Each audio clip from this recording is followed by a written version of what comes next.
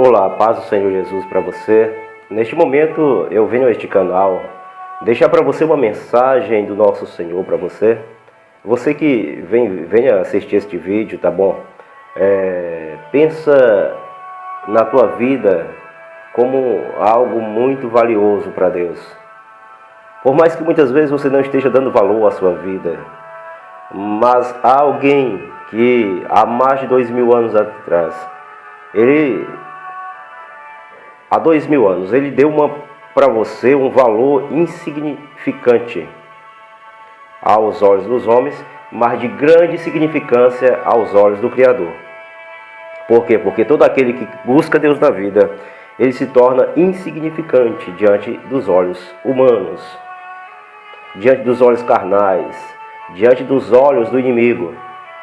Mas você pode vencer todo o mal, resistindo a ele e pegando-se a Deus a cada momento na sua vida, dizendo não para o pecado, para as coisas erradas que muitas vezes te cercam, e abraçando as coisas que são da benevolência do Senhor, do Criador. Amém?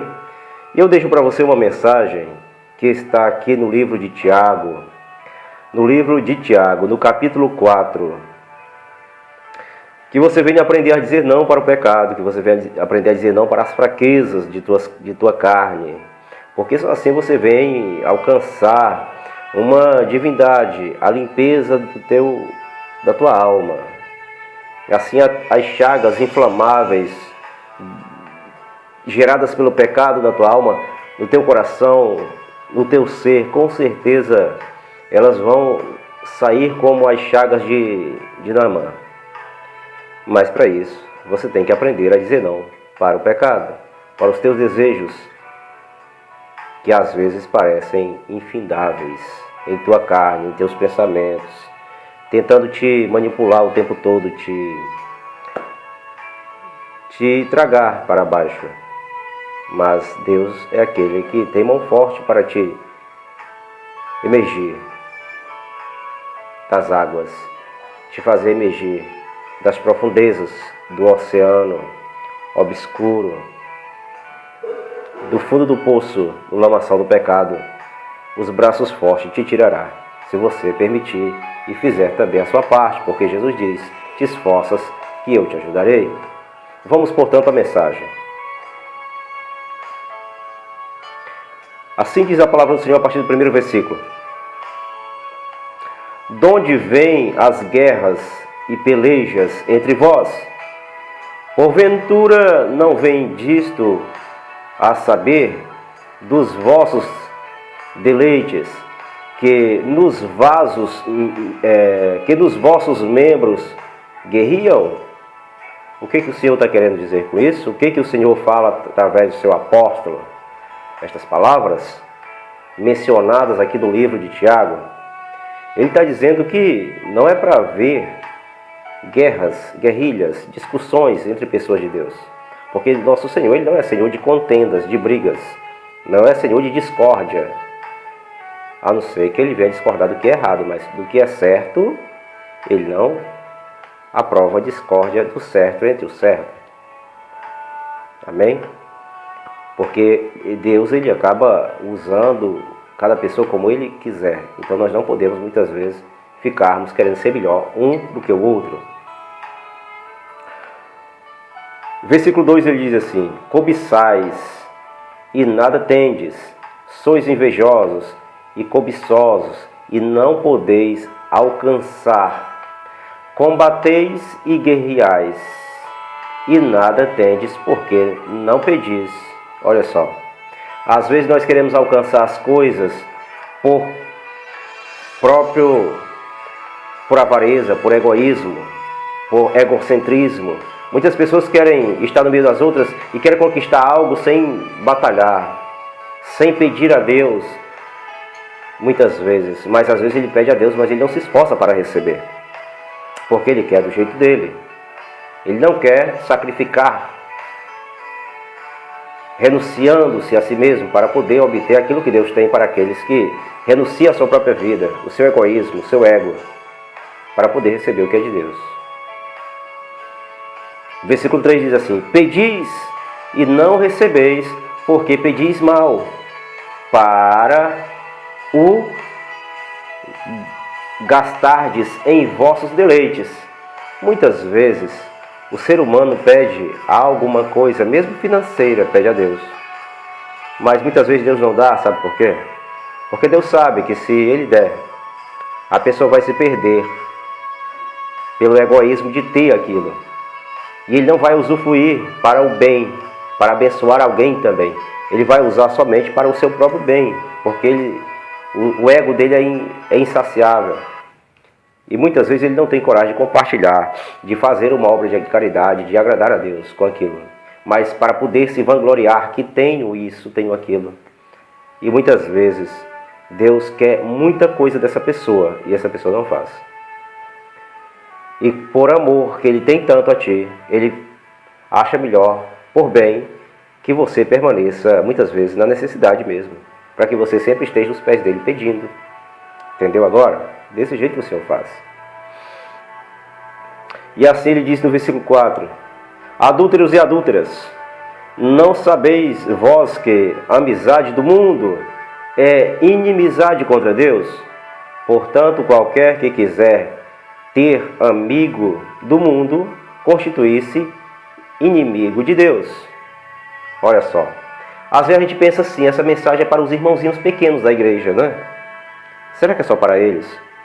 Quando o Senhor aqui, Ele permite que o apóstolo fale de adúlteros e adúlteras, não é só os adúlteros carnais que praticam imoralidade sexual. Ele está falando de um modo em geral, ele está falando justamente das pessoas que adulteram-se, traindo o Evangelho, traindo a palavra, traindo as Escrituras Sagradas.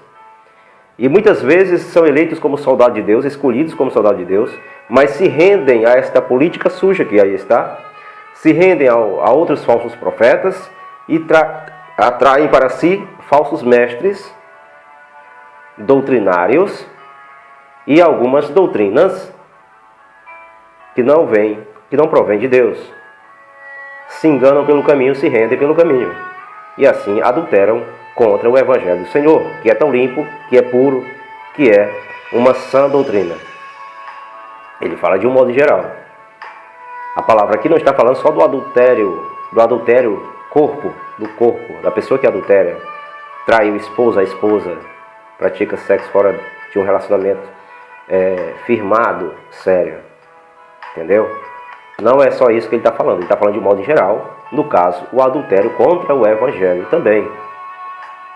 Porque muitos adúlteros se rendem a doutrinas falsas e retraem para si, conforme as vontades do seu egoísmo, do seu ego, atraem para si mestres falsos, com falsas doutrinas demoníacas, doutrinas que se desviam do cristocêntrico, do que é da parte do Criador, que vira abominação. E então ele se torna amigo do mundo. O que é do mundo? Ajuda a levar doutrinas para agradar os homens, ao invés de levar doutrina para libertar homens.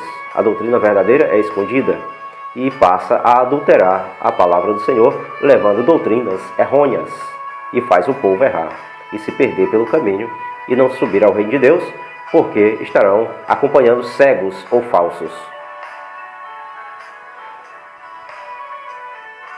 Versículos 5 e 6, lê os dois juntos.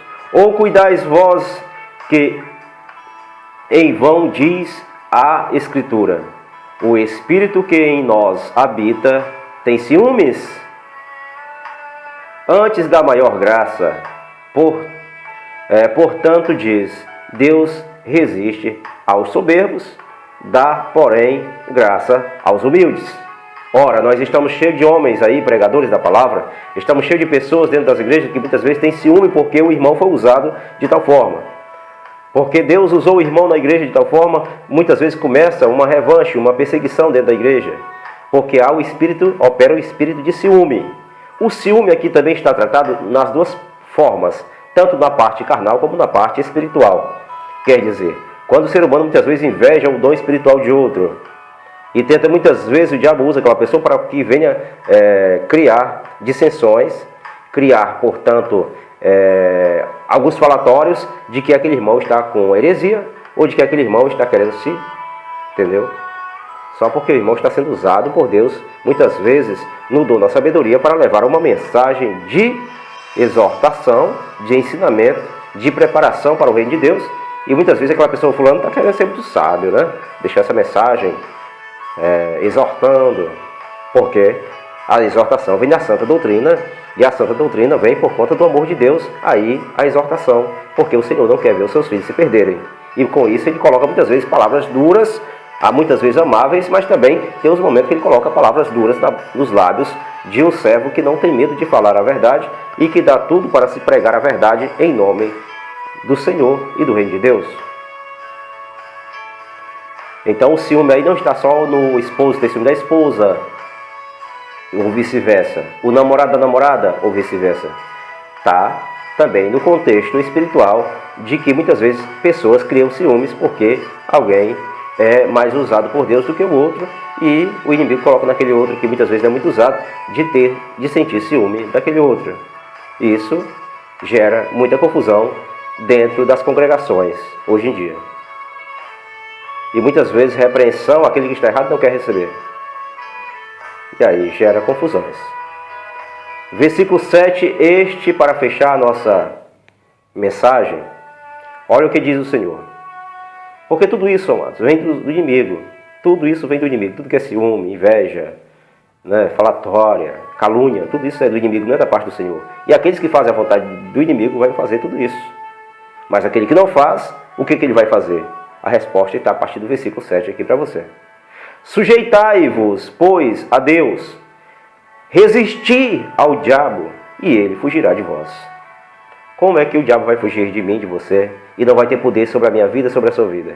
Quando você resistir às astúcias do maligno.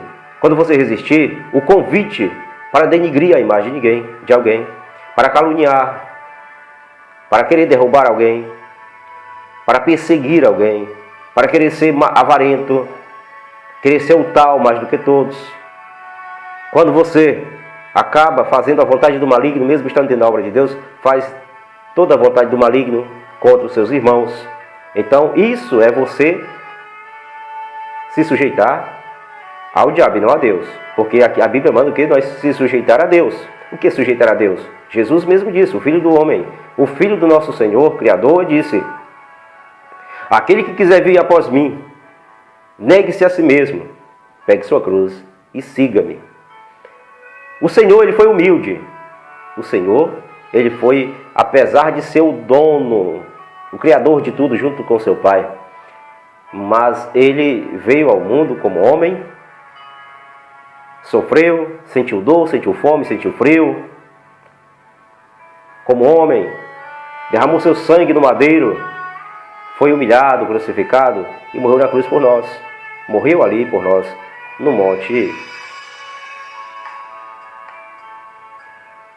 Caveira.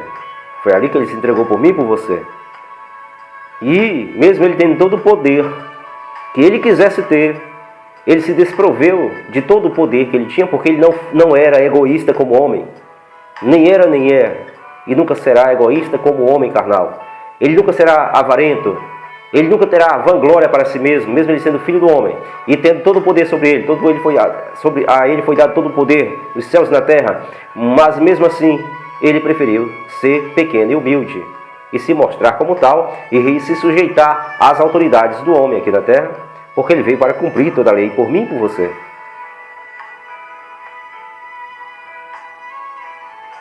O que diz mais aqui nesta mensagem? Chegai-vos a Deus, e Ele se chegará a vós. Olha só, chega-se a Deus. De que forma? Na oração, no arrependimento. Será que você tem se arrependido mesmo? Será que você tem orado com sinceridade? Se arrependido com sinceridade profundamente? E dizer: Pai, eu vou resistir ao pecado, eu não quero mais isso. Eu vou renunciar a tudo isso, as minhas vontades, a vontade do maligno da minha vida, é que eu peco contra o Senhor, eu não vou pecar. Ou você está brincando de ser crente e sendo falso com o irmão, sendo falso com as outras pessoas, sendo falso com o Senhor. Porque aquele que é falso irmão é falso a Deus, nunca será verdadeiro a Deus.